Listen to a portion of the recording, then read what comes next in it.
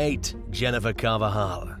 A 24-year-old Florida woman named Jennifer Carvajal already had one DUI manslaughter conviction under her belt when she was accused of a second fatal drunk driving collision.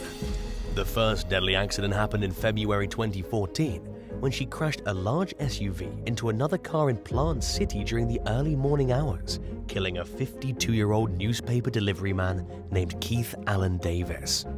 Carvajal was sentenced to 5 years in prison followed by probation. She was also permanently banned from driving. The judge took her young age and her expressions of remorse into consideration in deciding her sentence, and she got even luckier when she was released from prison after serving just 3 years. In April 2021, Carvajal wrecked a small sedan early one morning while allegedly speeding along an interstate at 111 miles per hour.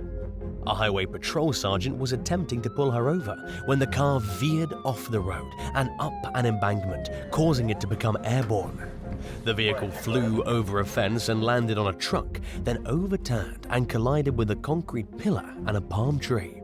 2 of Carvajal's passengers were thrown from the vehicle, including 22-year-old Pedro Carvajal, who died from his injuries. Meanwhile, Carvajal suffered only minor injuries.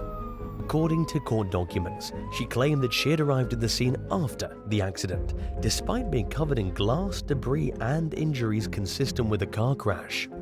A blood sample taken several hours after the incident revealed a blood alcohol content of 0.10, slightly above the legal limit of 0.08. Carvajal's case is ongoing. In the meantime, she remains behind bars on suspicion of 19 charges, including driving without a license, DUI with serious bodily injury, reckless driving with serious bodily injury, driving under the influence with property damage or personal injury, DUI manslaughter, and vehicular homicide. 7. Hayley Pulos. Until recently, American actress Hayley Pulos was best known for playing Molly Lansing Davis on the ABC soap opera General Hospital. She garnered widespread attention for less respectable reasons in May of 2023, when she was accused of causing a gruesome car accident while drunk behind the wheel. According to a police report, the 24-year-old was driving along a freeway in Pasadena, California, when she flew over a barrier and hit another vehicle head-on at 60 miles per hour, seriously injuring the driver. Pulos was reportedly trapped in her totaled car and had to be extracted from the vehicle by emergency responders. Inside the vehicle, police found weed edibles and mini bottles of tequila. The report further stated that Pulos became violent and yelled at firefighters about the cost of her $400 shirt while they assessed her injuries. She was also allegedly combative toward hospital employees and had to be sedated. Officers reported that the young soap star smelled of booze, had glassy eyes, and was slurring her words. Pulos was arrested on suspicion of felony DUI causing injury, felony driving with a 0.08% blood alcohol content causing injury, and misdemeanor hit and run resulting in property damage. The criminal case is ongoing, and she's also being sued by the driver she hit, who's still suffering from his injuries. 6. Eric Worthington. 73-year-old Mary Spanos was driving on a local road in Ormond Beach, Florida one afternoon in June of 2019 when she landed directly in the path of 2 cars that appeared to be racing. Dashcam video captured from a nearby vehicle showed a Chevy Camaro and a Subaru driving side by side at a high rate of speed as the senior citizen's Cadillac turned onto the road at an intersection. The racing vehicles could be seen swerving in an attempt to avoid hitting Mary's car as the Camaro tapped the front end of the vehicle. This caused it to spin violently and roll over before landing on its roof. Mary died from her injuries at a hospital several hours later. Authorities accused the Camaro driver, 24-year-old Eric Worthington, of driving at speeds of up to 114 miles per hour in the moments leading up to the crash. Worthington was found guilty of vehicular homicide and received a 15-year prison sentence. According to records, he'll be released in 2037 at the age of 42. He allegedly denied that he was street racing and accused the Subaru driver Anthony Panos of brake-checking him and giving him the middle finger. Panos was initially charged with street racing and accused of fleeing the scene in his vehicle. He denied any involvement in the crash and claimed that he wasn't street racing at the time of the accident and was ultimately cleared of any wrongdoing. 5. The Viola Beach crash.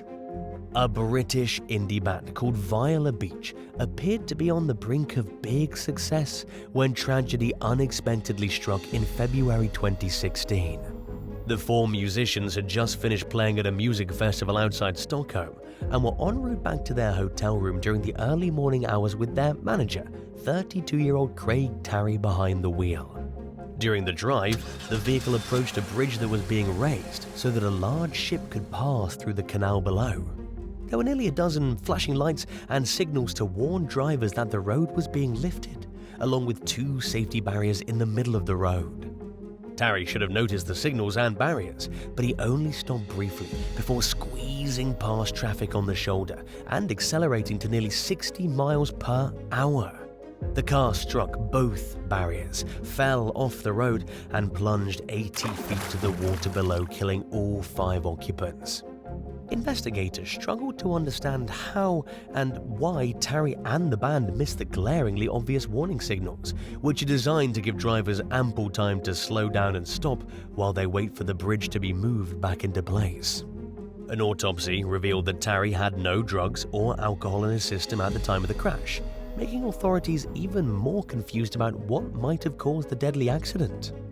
Even after hitting the first barrier, Tarry would have had time to stop the car, and he appeared to have complete control of the vehicle right up until that point.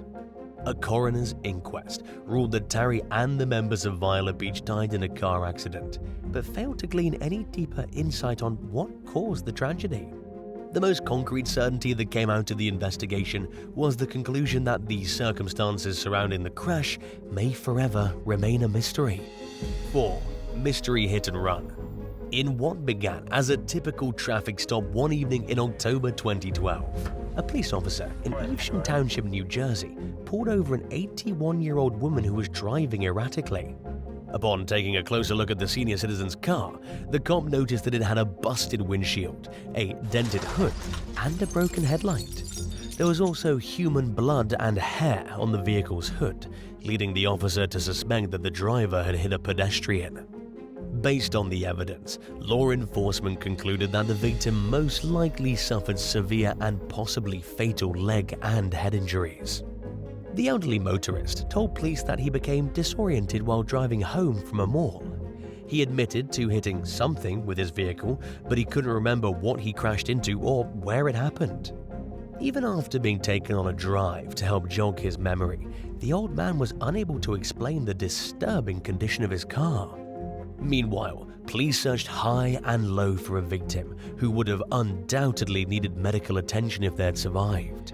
Yet nobody had checked into any local emergency rooms with injuries that were consistent with being hit by a car. After analyzing surveillance footage and other evidence, investigators narrowed the accident down to a 2-hour window and a radius of roughly an hour's drive surrounding the mall. Despite their best efforts, they turned up empty-handed and ultimately called the search off after 3 days. Police contacted the DMV and asked them to re-examine the octogenarian to determine whether he was fit to drive, and they also promised to follow up on any leads they received about the bizarre event. More than a decade later, the case remains a mystery. Authorities are no closer to solving it than they were at the beginning, and they've long given up on any hopes of solving it. As more and more time passes, it seems increasingly unlikely that answers will ever be found. 3. Peter Sinclair. 26-year-old Peter Sinclair and his former girlfriend were taking a drunken joyride along a gravel road in Invercargill, New Zealand, in early 2023 when they began to argue. The disagreement quickly escalated into physical violence, with Sinclair striking his partner repeatedly in the head from behind the wheel and threatening to kill them both.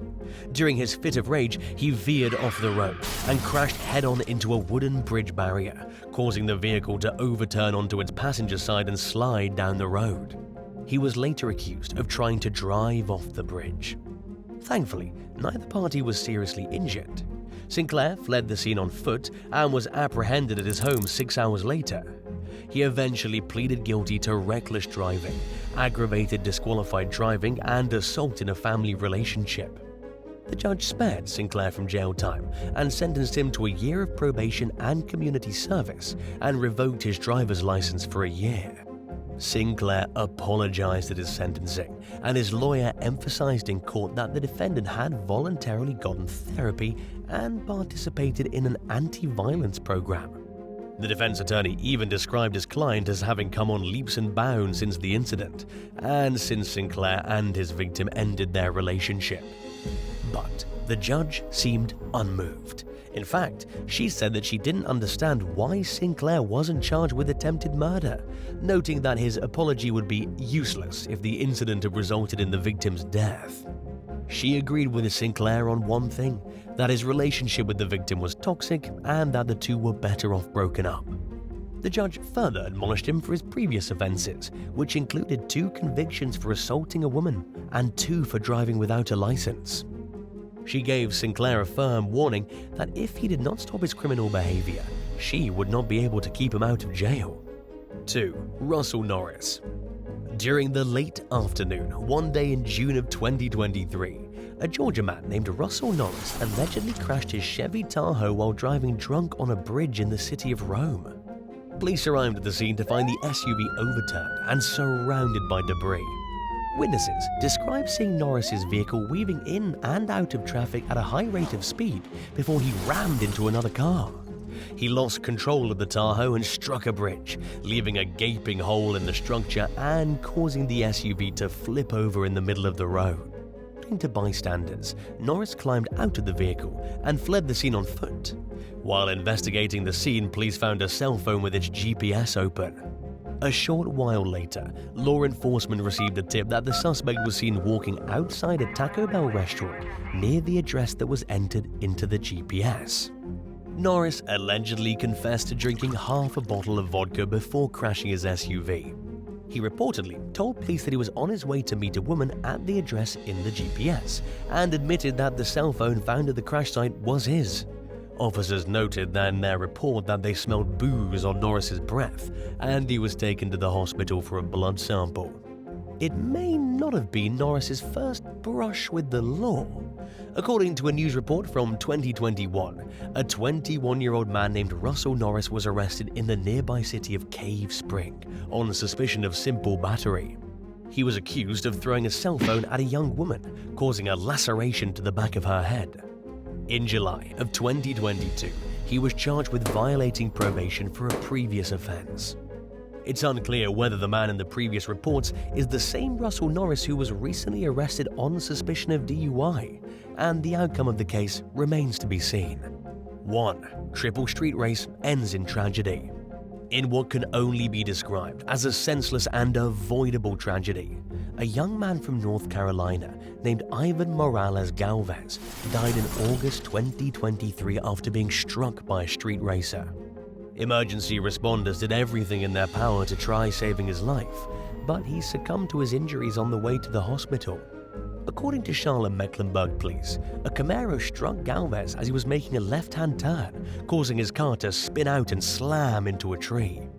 Thanks to help from witnesses, officers quickly tracked down the suspected Camaro driver, 24-year-old Paulo Alexis Ramos Avila, and charged him with second-degree murder, felony hit-and-run resulting in serious injury, and street racing.